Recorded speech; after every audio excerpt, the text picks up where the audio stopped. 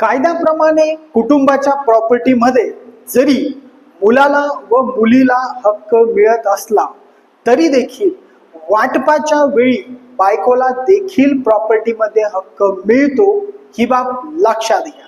कारण हिंदू उत्तराधिकारी कायद्यानुसार विवाहित महिलेला तिच्या वैयक्तिक मालमत्तेवर कायदेशीर अधिकार असतो। म्हणूनच अशा कायदेशीर अधिकारांचा वापर करून ती तिची वैयक्तिक प्रॉपर्टी ही इच्छापत्राने किंवा बक्षीस पत्राने कोणालाही देऊ शकते। तसेच हिंदू अविभाजित कुटुंब असल्यास ती तिच्या पतीकडून किंवा त्याच्या कुटुंबाकडून आश्रय किंवा आधार किंवा देखभालीसाठी पात्र असते। त्याचप्रमाणे त्या महिलेस तिच्या पती व मुलांच्या वाटपामध्ये इतरांप्रमाणे समान वाटा मिळत असतो ही देखील बाब समजून घ्या।